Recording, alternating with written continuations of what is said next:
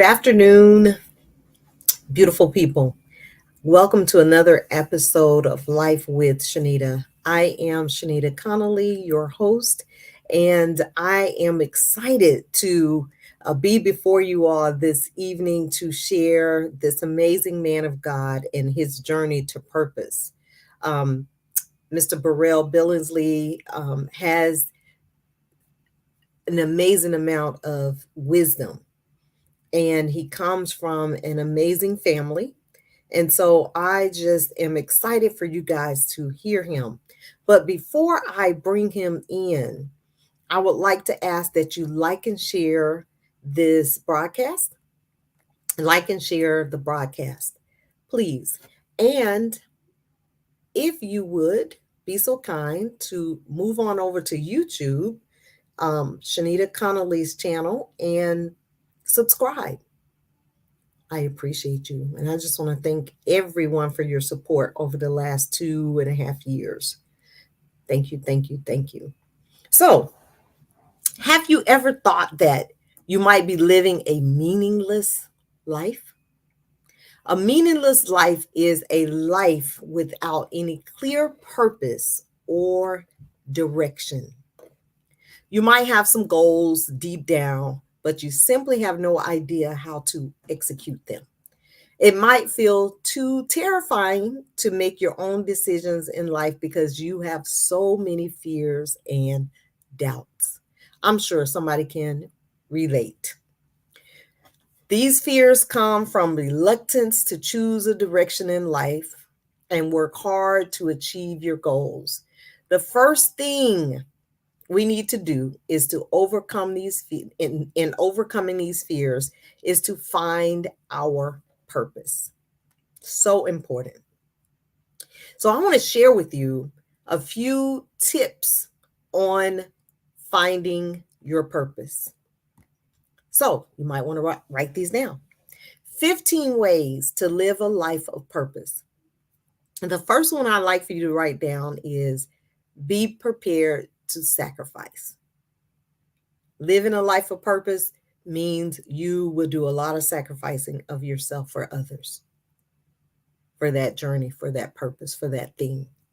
Find things that renew your enthusiasm, because I'm sure sometimes you get down on this journey of purpose, living a life of purpose.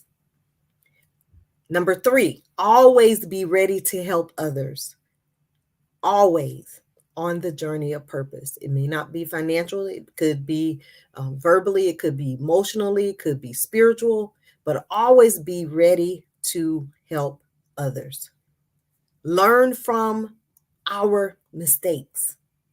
The best teacher is learning from our mistakes. Get rid of guilt. Just get rid of it. Read good books.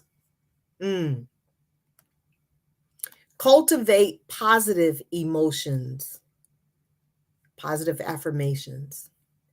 Help with positive emotions.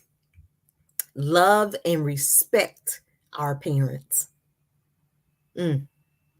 That's one topic that I really want to delve into, because if somehow I feel like we've lost reverence of parents along the way, and that is so important on this journey of purpose and life. Number 9, be a blessing to others. Number 10, write your thoughts out. 11, get into action, get into gear, move, do it. Number 12, listen to your heart. Sometimes we ignore our heart. Listen to your heart. Set priorities in life. Number 13. Number 14, don't let pessimism ruin your passions. I am always talking about being optimistic. Don't allow a pessimistic spirit to ruin your passions. Number 15, discover your inner child. Have some fun. So those are great suggestions of ways to live your life of purpose. So with that being said, let's bring in our special guest so that we can get this conversation started. Again, please like and share the broadcast. Join me in welcoming Mr. Burrell Billingslea. Good evening, Good Mr. evening. Billingslea. How are you? Great. How are you all doing tonight? I am so excited to have you. And I just want to make sure people are paying attention, that they are taking notes, because I know that you're going to drop some nuggets and I don't want them to miss it. So I am thanking them for joining us. I'm asking them to like and share the broadcast.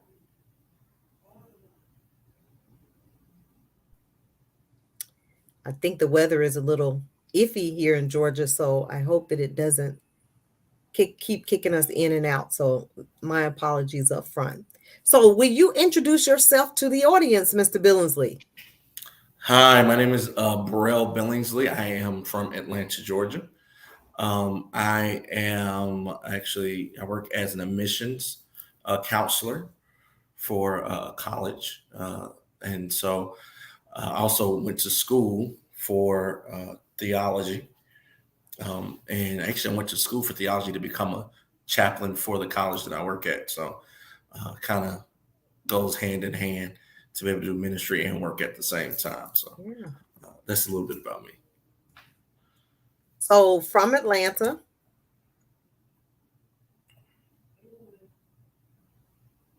Yes, man.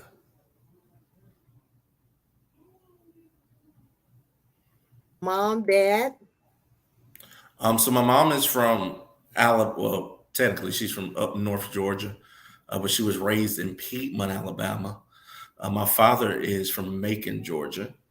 Uh, they met during the '70s, and they relocated here to Atlanta. Well, originally College Park. I tell people all the time when they lived off of Old National, it was actually creme de la creme. You had to be a who's who to be in that area when they live off Old National. Right. And So things have changed, huh? things have definitely changed from the '80s to now, right? So, Yes. but yeah, I've been in Atlanta my whole life. My mother is actually wrote a book with you, so it's just amazing just to see the transition of how God connects people and things. So excited Yes. about it. Yes. Yes. Well, I am glad that you're here. So let's just kind of break the ice a little bit with you. So I have a couple of questions. On a scale of 1 to 10, how strict were your parents growing up? I would say about a 7, and I About a think 7. because they gave us a leeway to make mistakes.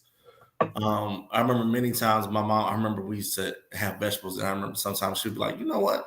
Y'all don't want vegetables tonight," and something little like that. The fact that she Right. was able to allow us to be kids, and my dad, who was just a very old school type provider, and was just always on top of things. So I would say a 7. He was old school, so he's probably a 10. Mama was probably a 7. I know for me, with my kids, it's the exact opposite. I am not the disciplinarian at all. I'm the fun dad. My kids love to hang out with me because I'm not the disciplinarian, but my dad definitely was. So I'm more like my mama Right. with my kids and my dad. So yes, That's funny. So dad was the disciplinary. You say I'm taking a different approach. yeah, yeah. I love it, but I bet you that disciplinarian helped develop you into the man you are today. Absolutely. Yes. So when you think back, before we get into our conversation, just some ice breaking questions. Who was your worst and your best teacher, and why? Um, my best teacher would have to be Miss Thornton. She was my science teacher. Um, my worst teacher would have to be a teacher. I'm not going to say their name. Right. Oh, some people probably know him. But my worst teacher was a teacher who told me when I was in 5th grade that I would never amount to anything or be anybody. And a lot of times we tell that story and we're like, oh, well, you know what? how dare a teacher say that? But I was extremely bad when I was a kid. So even though he shouldn't have said that, we actually ran into each other later on in life. I actually ended up being one of the liaisons at Winship Cancer Institute. So I actually helped him and his wife when she was dealing with some stuff. And I told him about it. And he was saying, that was my first year teaching. So could you imagine your first year teaching? You have a kid like me. I mean, so now I understand why he said what he said. He was young. He Right. was just starting teaching, and I was horrible. But still, you don't tell a kid that. Oh Right. yeah, Absolutely. And what grade was that? fifth grade. Fifth grade, you said. Okay. So Yeah. that really could have changed your whole life. Although you were a challenging child, it really could have took you off the path forever, right? It did for a little bit. It did during my high school time. Yeah, Mm-hmm. Mm-hmm. And what about the best teacher? yeah. Miss Thornton, she was just there. So when I um, did not understand a lot of classes. She just made it make sense. She ended up being a tutor for me. And even she was so good, she ended up tutoring one of my brothers for the high school graduation test. So she was just incredible. Became a really good family friend and everything. That's awesome. Well, so we were talking about purpose in the beginning, right? Hmm. And so we've broken ice a little bit. And so when you think of purpose, what comes to mind? So there's an activity that I have my students do in college. I'm the only person who does it. It's something that we all implement now that I came up with because we'll have a lot of students. One of the things about college is that I believe college can be a waste of time, and it's not for everybody. And I work in college admissions, and I'm telling you that. And so I ask students, "What is your purpose?" And everybody gives me this. Oh, well, my purpose is this, that, and the third. And I tell people this all the time. Your purpose is not this drawn out plan or idea or thought process. It's literally what you were created to do. I tell my students, I let them go through the gamut of things, and I say, "But what is your purpose? What do you like to do? What did you want to do when you were a child?" For me, it's education. My purpose is different from what most people think because of how I got to my purpose. So, purpose is one of those things that even though you run from it, you can't get away. But also, it's something that did not always think could be something you would do every day. And that is essentially what your purpose is. So it's not all this big, great stuff. I tell people all the time, my purpose is education. It's that deep. And so once I taught that to my students, we're able to help guide them. Some people aren't going to be lawyers or doctors. I mean, I work for one of the top nursing schools in the country, and everybody I talk to is not going to be a top nurse or a nurse practitioner. Mm-hmm. So being able to do that and kind of guide them to say, okay, maybe this isn't really what you want to do is something I take pride in, with helping people understand what their purpose truly is. Mm-hmm. It's definitely related to your passion, your strengths, your ideals, and it defines your goals and help you choose the direction, like you mentioned. Doing what it is you were created to do. Yeah. It takes you to that destination. And for you, you said it was education, Yes. education, and now didn't care for education growing up, got to a place where you value education, because I know you grew up in a home that valued education. Absolutely. Yeah. So I mean, I think Um, that was what was difficult for me was my entire family was educated. My sister was college educated. My brother was college educated. My little brother was top of the class when he was in high school. And for me, I just was like, it's just not for me. And honestly, when God showed me that education was my purpose, I didn't understand it. I was like, wait a minute, I'm the kid who, dropped out of high school, who my highest grade was an 18. And when I was going to get my master's, God told me after I got my bachelor's, I said, I've called you to be an educator. And I was like, how can I educate? And I was a kid who dropped out. And he said, that's why I need you to educate others, to let them know it doesn't matter how it looked. My purpose for you is more important than what you thought you were going to be and do. So I yes, think that that's really important. I love what you said. He helped you understand the correlation of Hmm. what you had gone through and what you were going to do. what you had gone through prepared you for what you are doing. Hmm. Absolutely. Yes. And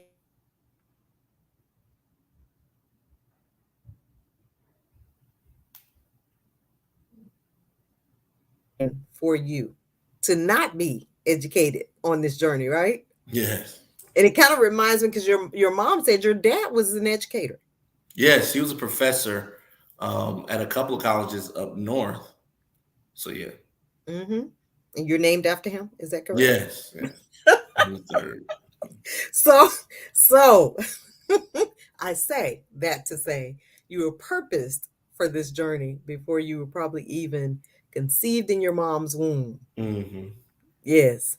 So, what are some of the biggest decisions that you have made over the last year that has placed you on your path of purpose? Like in the last year and a half, you've made some big decisions, and it placed you in a place of purpose.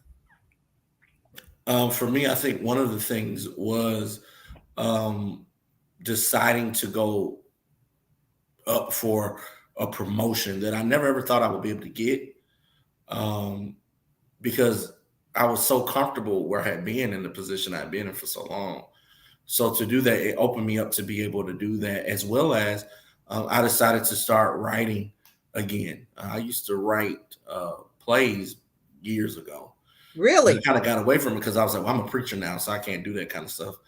And again, God said, hey, I've called you, can do more than just that. So that's been something I've been doing a lot of. And that'll bless somebody because some people are just stuck right here, right? Yeah. And some people will never come into church. So why not give them a production that still gets the message across? Right. And he has to use who? Somebody. So why not Hmm. allow him to use you to bring that message forward? Um, and so the promotion, you didn't see yourself in that position. So did you delay applying or did you apply and just like, oh no, I probably won't get it? What was that like? Um, I delayed for about 2 years, and then I just decided, hey, I need to go ahead and go after it. Um, Everybody had talked about how I should definitely apply for it. And I mean, it's crazy because I definitely didn't think I was going to get it. So once it came, I was really, really elated and just really, really shocked that it kind of lined up with what it was I knew I was called to do, And purposeful. that is amazing. Amazing, amazing. And so making the move. So you were reluctant, but you said put one foot in front of the other. I've had some people say some things to me in the last probably 6 months, and I probably should be moving on them, and I haven't. So you have just really inspired me to move on some things. So thank Yeah. you for sharing that because sometimes we can miss it, right? Hmm. I think because we don't always see. I think for me is you want it to line up with what it is that every piece of the puzzle. Because I think one of the biggest things we have to realize is even with a young man by the name of Noah, God gave him something to do, and even Noah himself didn't know how to do it. And so that idea of creating something that God has given you, it blows your mind. So it's kind of like, wait, I can't do this. But you have to do it. I mean, you literally have to step out and do it because if you don't, you'll be miserable. Can you say that again, please? Can you say that again? Because I needed to hear it, and I'm sure somebody else out there needs to hear that. So, will you say that again? Yeah, if you don't do what God has purposed you to do, you will definitely be miserable. And you always sit in a what if mentality, like, what if I did this? What and I know my pastor used to always say it's a bunch of used to be's in the grave because I could have done this, or I could have done a bunch of millionaires in the grave who never even touched the surface of what they were supposed to do in life. Yes, yes. And if we don't begin, time is still going to go on. We're going to age. So, we just as well do it. And if we fail at it, okay, it's not going to be the first failure, right? And we Hmm. get back up and we try it again if that wasn't quite it. But at least we tried. And if it is something that God has given us, certainly He will provide for the opportunity for us to excel in that area. Yeah, and I think a lot of times people get it confused because they think provision is always monetary, and that's not true. Yes, Sometimes provision is connection. Sometimes provision is in favor. you better Um, say it. and so we look at a monetary expectation, and God sometimes says, "Hey, I got something for you that won't be monetary." I mean, I think when you think about David, when he first started, he was working as an armor bearer. He wasn't the king yet. God still provided, right? Yes, He did. When it was time for him to fight, he didn't have to worry about paying for any armor, anything. Armor was provided for him. So I think a lot of times we miss that the favor that God has on our life will supersede anything money can ever do.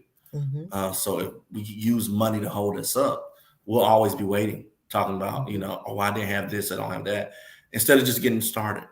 Get started. Get started. You know,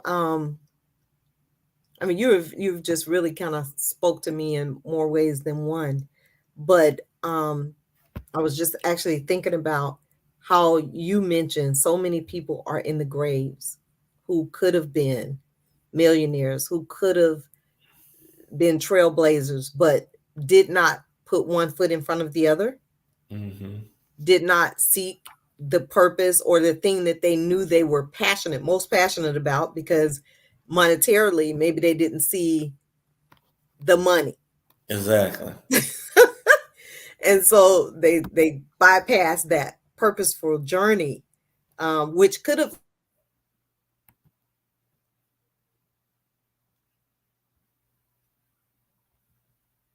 very successful.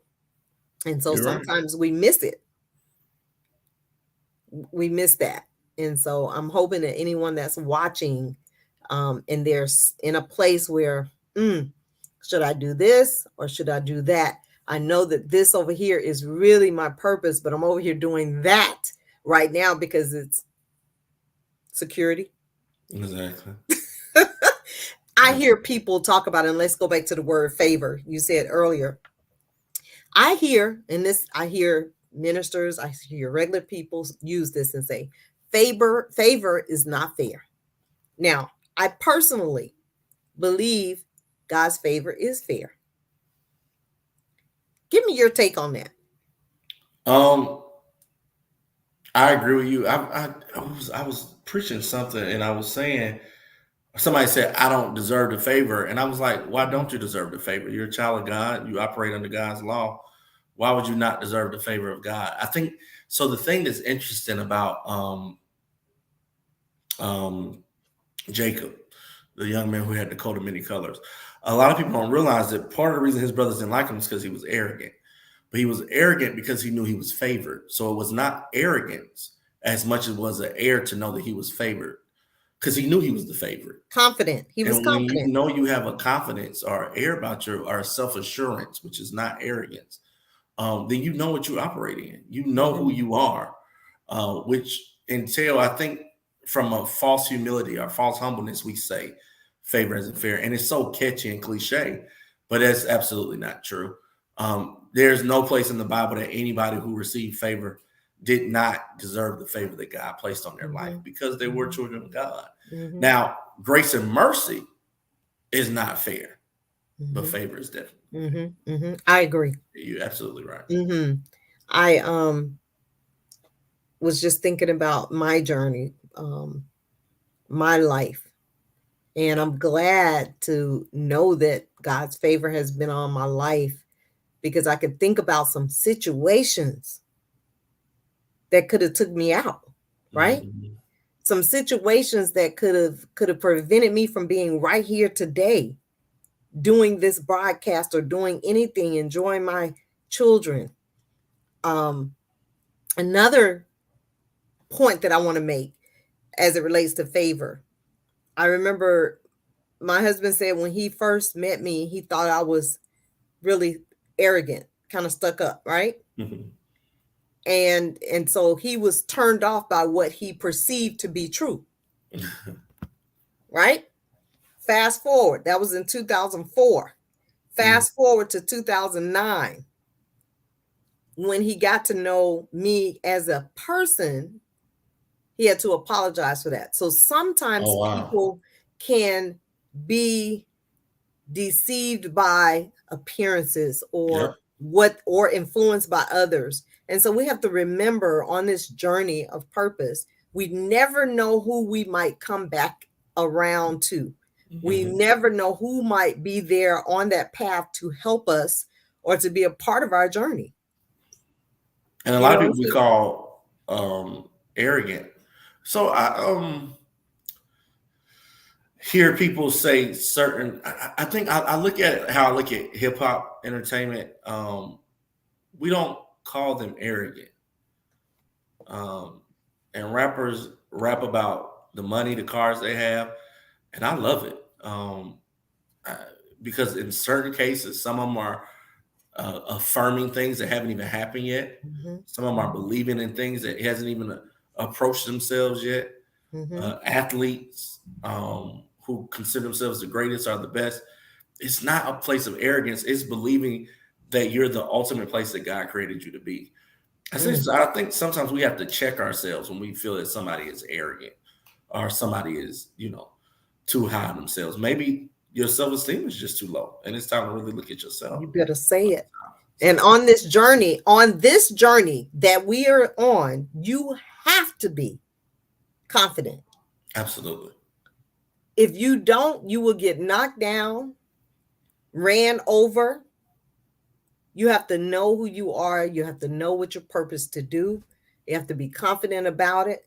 And I'm not talking about arrogance in a the negative sense of the word. We're talking about being confident in who you are and Yeah. whose you are. There's a difference between arrogance, narcissism, and self assurance. I think Mm-hmm. you have to know which one is which. Yes, you definitely have to know. So I really thank you for sharing that. Um, Tell me about this name, Burrell Billingsley. How do you feel about that name? I know you're named after your father. Tell me about that name and how that name has even helped you since your father passed. Because your father passed, was it in 2014? Yes, ma'am. So what has that name? Because there's something about the name. How has that name, your name, Burrell Billingsley the third, attributed to your journey of purpose? I think when I was younger, I didn't like it. I didn't like being named after, your father. Mm-hmm. Um, but once I got older and I realized the connections he had and the relationships he built, how important it was, and how many places I could go and everybody was, oh well, because they knew who my father was.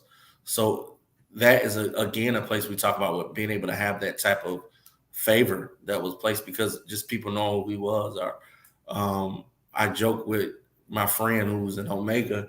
My dad was an Omega, right? So I Mm-hmm. always joke with him about pledging or something like that. And they always say stuff like, "Oh man, you can pledge anything." I said I couldn't do anything outside of what my dad was, because of how great he was, the influence he had, the relationship he had with those brothers, and just the people in general that he had. You take it for granted.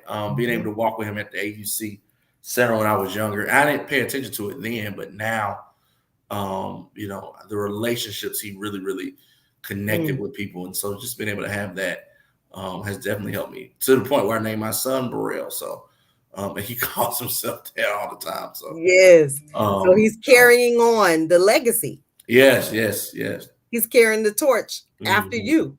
Yeah, he is. And what? So he's the fourth. Yes.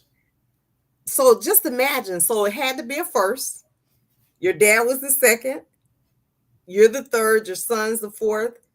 That's something to be proud of on this journey of purpose. Hmm. To be named after your grandfather, your father, now you, the third, and then your son, and the legacy continues. That's Hmm. that's pretty amazing. So that name means something. Absolutely. And so, we kind of talked about why purpose is important, but you mentioned it a little bit earlier.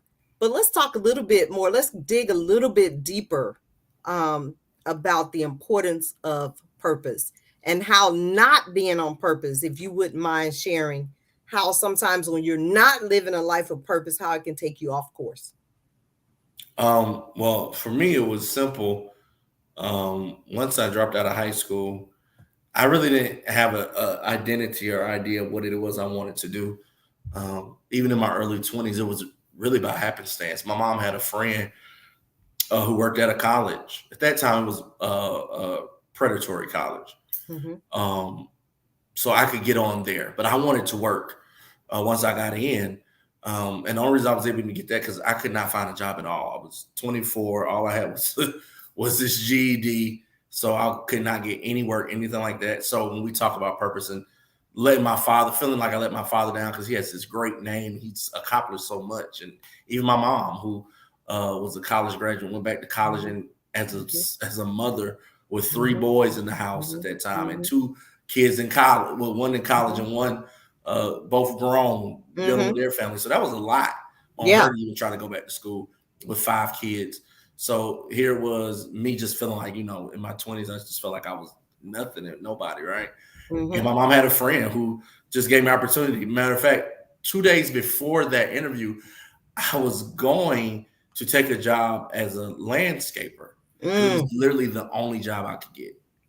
And I went the wrong way. So you're from Georgia, so we're in Georgia.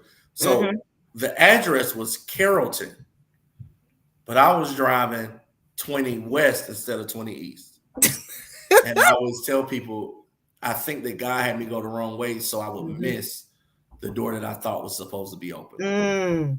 Because the next day, my mom had a friend again who worked in education, and she gave me an opportunity.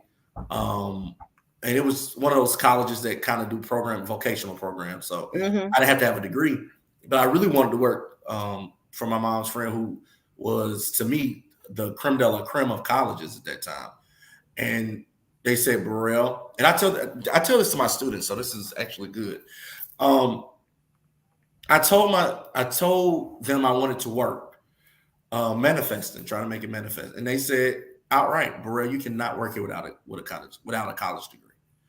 And see, a lot of times we as people take on people as people are hating on us. But that wasn't hating. That was the actual factual situation that was going on. Because the college was a requirement. It was a requirement. And sometimes we call people haters when they're just giving us the requirement. They're just giving us the reality. And too many people want fans and don't want realists in their life. So you rather somebody smooth you over and tell you stuff so you don't grow and be better. Had they not told me that, I wouldn't have known what to push towards. Oh, that's good. That is really good. I would have stayed in the same place and not realizing that this person is actually pushing me closer to my destiny because they have the fortitude to tell me the truth about myself. Sir, as talented as you are, as great of a speaker as you are, all you have is a GED. That was the reality of who it was. That's not who I was. You see what I'm saying? There's a difference with who I was, but that's who I was operating as. On paper, that's what they were going to see me as. So if they told me to go back to school, still, I've worked here at this college for a year and I still didn't go back. But I got pushed over for a promotion that I know I could have had. And they said, well, we told you to go to college. So I was literally driving down the road one day. I was driving down Camp Creek, actually. I was going to see my mama. Because I was staying in West End, so I was like, I'm going to see my mama. And so I was driving down Camp Creek, and I saw this sign that said, you can get your degree in 18 months. Wow. And I saw the sign that was a little college in the area where we grew up out there in East Point. And I went to that college, and it ended up I had to go 5 years. Now, listen to this. When I was off course, I wouldn't have even thought of that. Because for 5 years, so from 19 to 25, I tell people this, I tell my students this, I understand people want to say, well, it all works in God's plan. There are ways and roads that we go down that we could have avoided had we done it the right way. Say it. Can you say that again? I need you to say that again. There are definitely roads that we could have avoided had we just done it right. So, yeah, it's great to be able to say now I have my master's and I've been accepted into Howard University and Princeton and these schools that really want me to come to them. That's great. But there was 10 years that I wasted, like we're talking about, because I was operating outside of the purpose that God had for me. Woo. And so what happened was, what should have not taken me that long took me 5 years. I go to the school, and once I connected with what I knew I wanted to do, my whole vision changed. My first time in college, I was 17, and I had only gone because I wanted to make the baseball team because I could still, play baseball really well. Mm-hmm. Mm-hmm. And I flunked out of the remedial classes. So now, again, because I was not operating out of purpose, I was just going to go. To go from that to becoming a 3.0 GPA graduate with honors for my undergrad, because I connected with what my purpose was. So that's what happens when you're not in your purpose.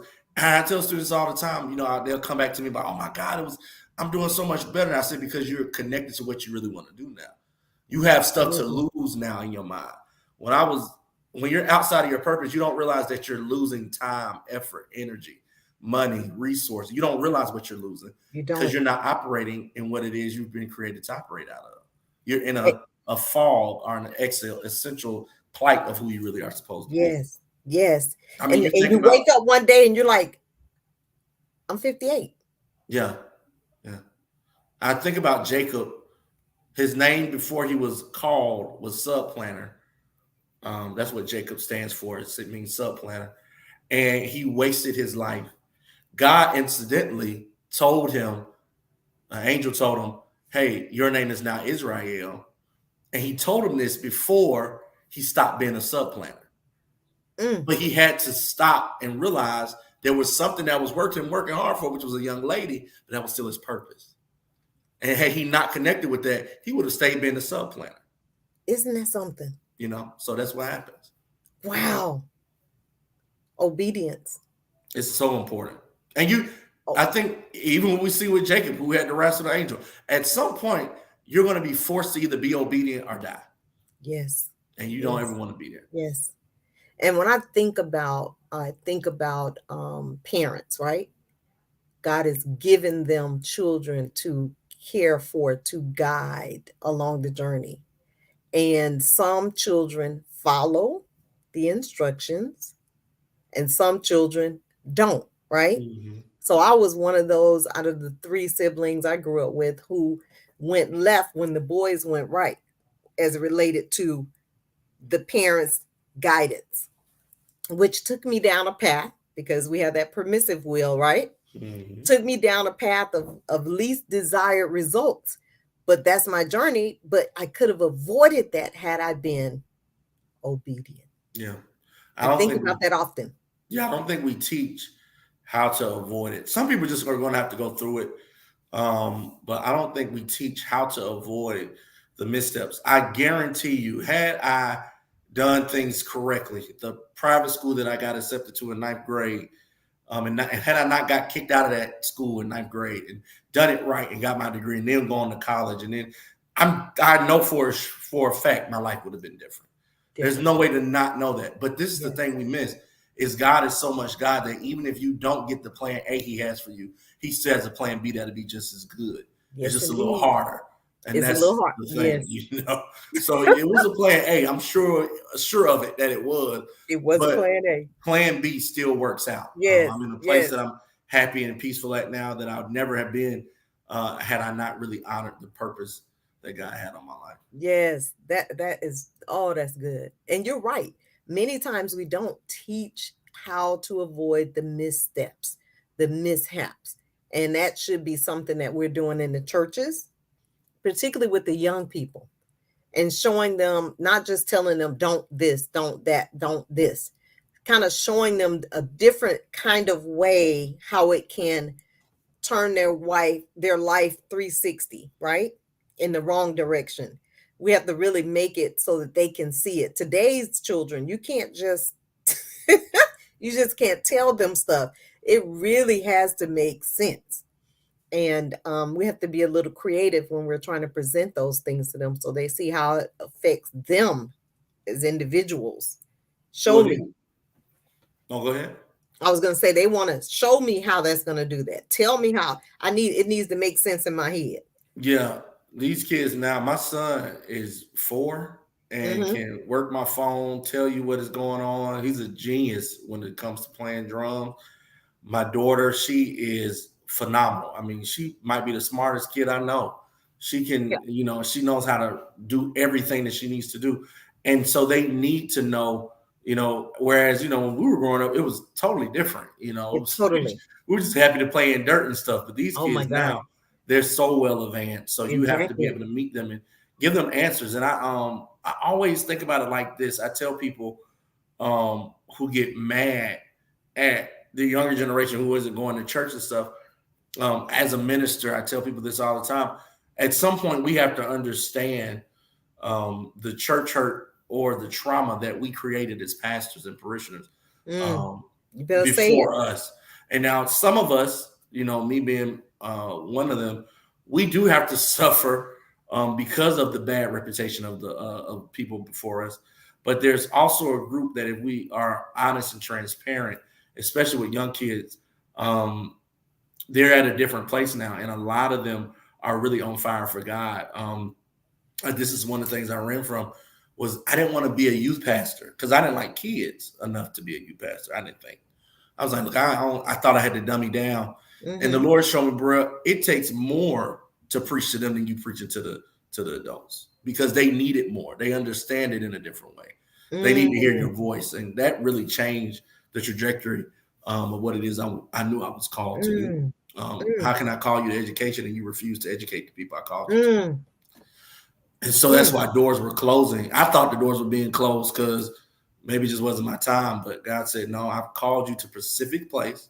And until you get that right, you have to keep going over and over, which happened to, we know a young man named Jonah who that happened to. He said, Yes. no, I'm going to go to Tarnish. I don't want to hang out with those people. I don't want to do what you call me to do. Essentially saying, I'm too great and I know I'll be able to change their mind because I'm a Mm. great speaker. That's essentially what I was doing. The same thing. Like, man, I'm too good of a preacher to just be talking to kids all day. And God said, And if you can't talk to mm, them, how can you preach to the other people I called you to? So, the precious ones to yeah. him, right? Hmm. The ones who really need people like us to speak Yeah. into them. And because my friend had made a post, he's a pastor, and they were saying, what happened to the youth pastors? And so I was like, they all bishops and stuff now, but it's because everybody does want a pastor. They want the big stage. And I think that a lot of people don't realize it's some younger people who really are dependent on us and really, really need us in this season. Yes, to help them along with their journey. Hmm. What is the best compliment one can give to themselves?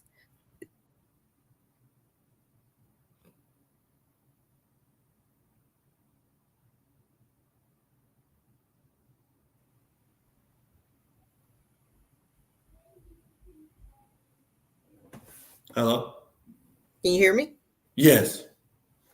So, what is one or a compliment, the best compliment we can give to ourselves I think or to someone else? that you're great and that Mhm. you're God's number one choice. I think a lot of people don't realize that, especially in today with rejection and people going for likes and people wanting their pages to be shared and wanting to become social media sensations and reality stars. If they don't choose you, you have to know you're God's choice. And if I'm God's choice, then that means God to make sure that everything that I need will be Provide. provided. Yes. So I think that is so important that we realize that, and it's hard to do that. Mhm, I mean, it's not easy for me to do it. I don't mhm, think it's easy for any of us because we are results driven in this society now. So we mhm. want results, but we have to remember that if we're God's choice, the results will come. Yeah. It, We have to mhm. understand, trust the process. Trust the process and don't get caught up in that. Somebody said to me before, and I say this often, I don't want to be famous.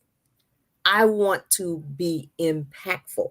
And Hmm. if that is one person, if I can impact one person's life, I'm good, right? I know that I've impacted far more than one, but I am good. It don't matter if I have one like, two likes, one share, one. when I ask people to share, like for instance, the broadcast, is because I want them to be blessed by what is Yeah. being said, right? So Hmm. my intent is never from a selfish place. Anybody that knows me knows that, and I know a lot of people don't operate from that place of a servant leader. I'm a servant leader. You're a servant leader. Hmm. Um, and so, yeah, it don't matter. I want to be impactful. I want to, when I leave this earth, I want the journey that I'm on for people to say, she made a difference in my life in some way, shape, form, or fashion. Because everybody have different needs, right? You're right. Mm-hmm. So I would say, if I had to say something about a compliment, I would say you are destined for greatness. Hmm. You were born for this. You can do it. And we talked about those positive affirmations earlier. It's so important because we have so much coming at us, our personal stuff, our outside forces on this journey. You're trying to be focused. You got all of these influences coming at you. And so you have to look in the mirror sometimes and stop for a minute and encourage yourself and tell yourself that you're great. Tell yourself that you're beautiful. Tell yourself that you are worthy. You are worthy of all of these things on this journey that God has for you. Because there was a time when I didn't like my dark skinned self, right?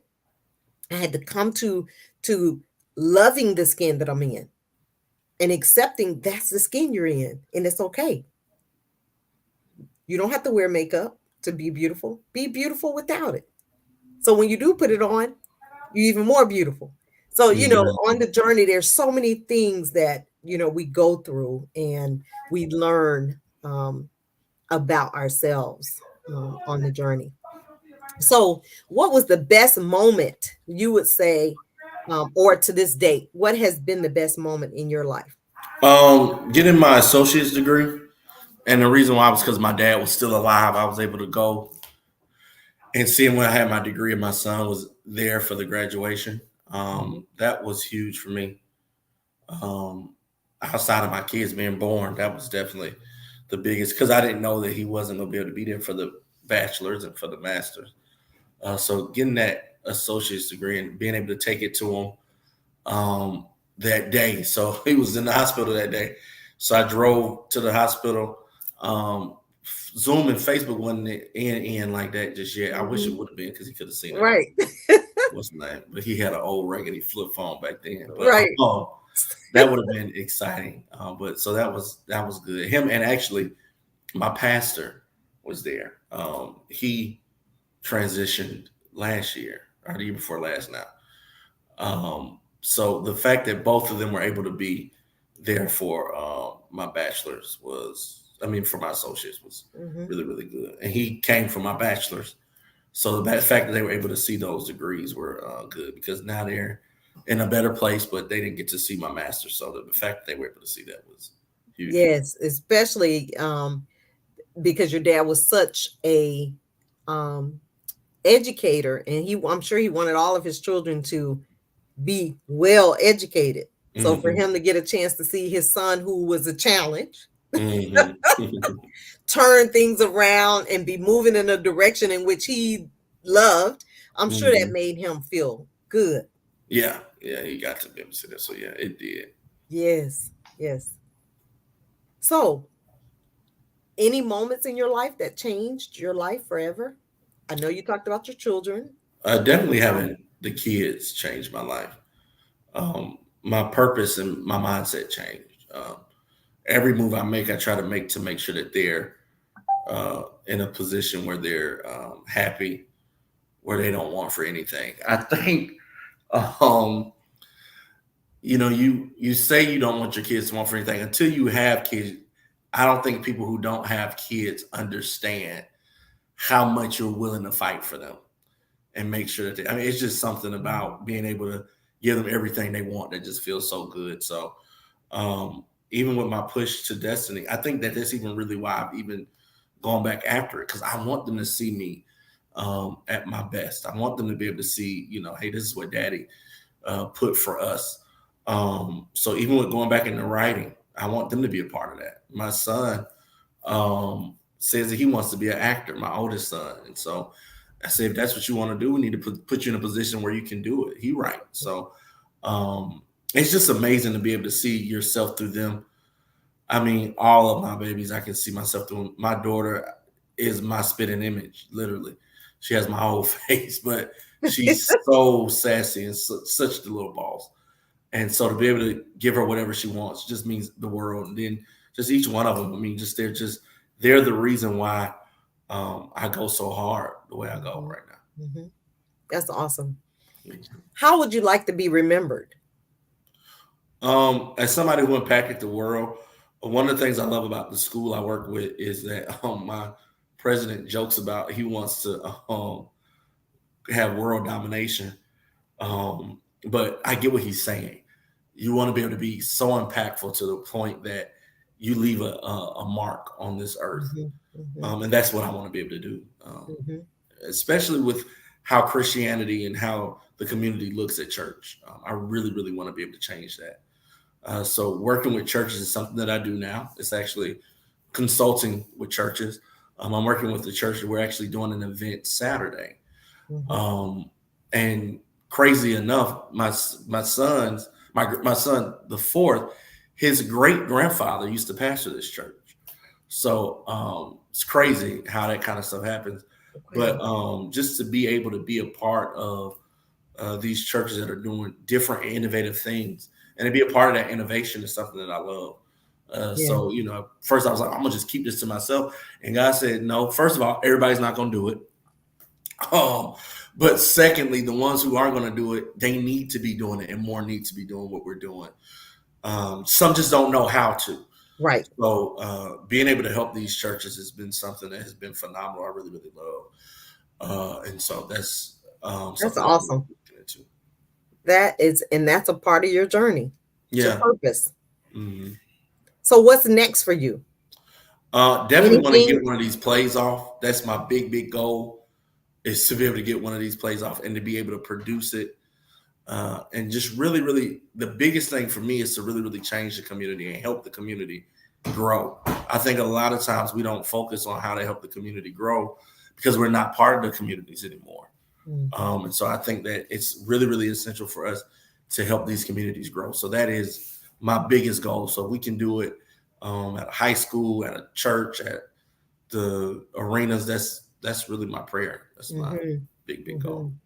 That's awesome. Grassroots. Hmm. Grassroots changes to me are most impactful.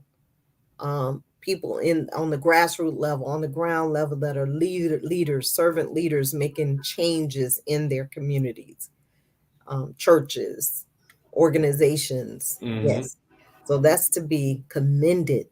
So before we close, I know the hour goes really fast. Yeah. I want you to take some time to share with the audience um, some additional words of wisdom. Um, take 2-3 minutes to speak to them in your own way, um, about purpose in life and the journey.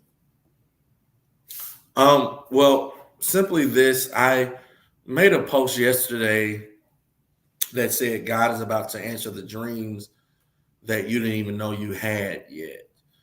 And it came from a place where I was on the roof and I was just working and I was doing some studying and I was looking at a scripture and the scripture that I was looking at um, was the young man by the name of Paul, right? There was a situation where God told Paul to go. Paul had a dream, and the dream that Paul had, he wanted to go to that city, uh, Macedonia, and God told him to go somewhere else. Mm. Um, and God told me, Burrell, a lot of times doing what I've called you to do will get you in trouble. I said, God, I don't understand it. Why would you call him, tell him to go to somewhere, and then he get locked up doing what you called him to do? Same thing for Joseph. Why would you tell him that he's favored and then he end up getting thrown in the pit? Not only get thrown in the pit, then gets thrown in the prison. And God told me simply this, as it relates to purpose, if I told you where you were going to go and go through to get what I have for you, you would not do it. Mm. So that's why I have to let some of your dreams come true that you don't even know. Because if I allowed you to see the real dream and the ugliness of the dream, you would not do it. You would ignore it. You would leave it on red. You wouldn't answer it because it doesn't fit the confine of what you want to go through. And that's really the crust of the battle between us and God sometimes. Jesus had that same battle in the garden where he really was the only person who knew his destiny. And he did what we would have done in a human stance. Had we really known our destiny, we would have said, hey, God, look, let this go past me. Mm-hmm. And the ultimate destiny that Jesus had was to save the world. And he even said, hey, I can't do this. Mm-hmm. Because our desire, God's call for our life is to save this world, this dying world. And the stuff we have to go through to save this world doesn't always feel good, nor does it look good. And then in the text, the situation is now, not only does he get locked up, he's in the hinder part, the lower part of the prison. I'm studying this thing, and I get an email that says, hey, Burrell, you got to come to this meeting. I'm living my life doing good, and I have an email that I have to come uproot, meet with these people. And God says, see, this is why I didn't show you this part of the story. Because when you're in the prison, like Paul, I was in the same place. You don't understand that the prison is the preparation ground and the ground for you to be settled while I work on the favor that I have in your life. Mm. That's so crazy. Mm. That prison, a negative place for us sometimes, is God's way of saying, I need you to chill out here so I can work on the stuff I have for you. And a lot of us feel like prison. In this age, 2022 could have felt like that prison. And God says, don't worry, because the same prison I put you in is the same one I can break the chains for you and the folk connected to you. Mm. What happened to Paul was the folk that was connected to Paul got just as free as Paul did. But Paul would have never have gone or seen the person who he had to help had he not been locked up. He would have never said, oh, yeah, let's go to the prison. Let's get locked up. Let's be bound in chains so that I can get free. Because, see, even in Paul's mind, you got to remember, he thought the freedom was for him and Silas. But it wasn't. It was for that prison guard who needed to know who God was. So how many times are we willing to sacrifice our own freedom for the person God called us to? I mentioned that earlier, did I not? Yeah. I mentioned you have to be willing to sacrifice for others. You got to sacrifice something. So God arrested me with that. He said, hey, I've called you to this. You're going to do it. If you don't, you'll just keep waiting in your prison. So. And we'll never experience the goodness that he has for us, the potential, the ultimate potential that he has for us, because why? We're stuck. So can I say something? You just really blessed me when you said sometimes the confines of what we want to deal with. So I've been on this weight loss journey since last year, finished a year, did well. However, I was thinking about working out with a new trainer, right? The first trainer I worked out with for about 4 months, and he was mediocre. He didn't push me as hard. So I met with another trainer who I knew if I worked out with him was going to push me to a level that was going to get a different body, right? How about to this day, I have not signed up with that trainer because I had to tell myself the other week that you were afraid of what you were going to have to endure with the new trainer and you didn't want to feel it. I had to tell myself that. The reason you didn't sign up with him is because you didn't want to feel the pain that you knew was going to come with the transformation of the body parts that needed to be transformed, because you were going to be pushed to a limit that you didn't want to deal with. So I had this conversation with myself just recently. So you're right. Sometimes we don't want to go through what we need to go through, which is going to take us to a place that we should be at. We That's don't so want to do it. good. That's true. Yes. So I just had to share that on the back of what you said because it's so relatable in that practical situation right there. Mhm.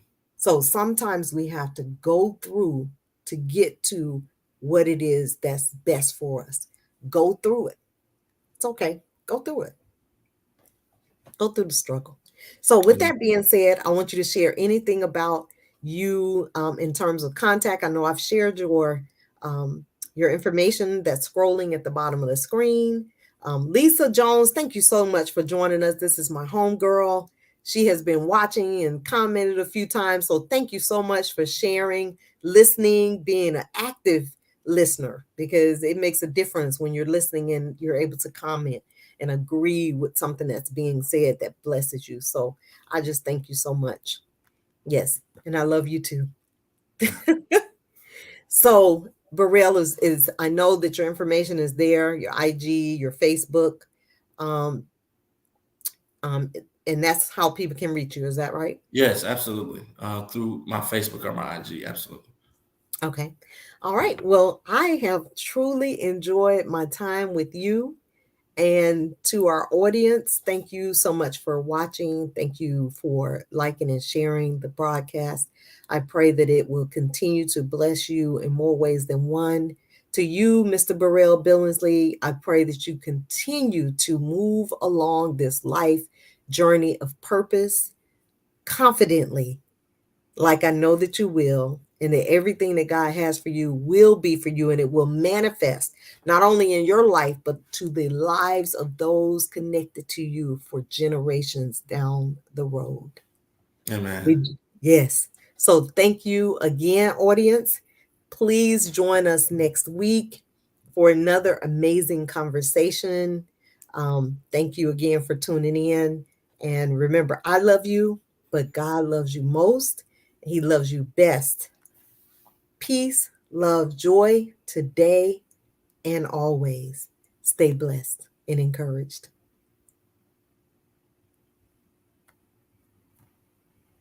Good night to you guys.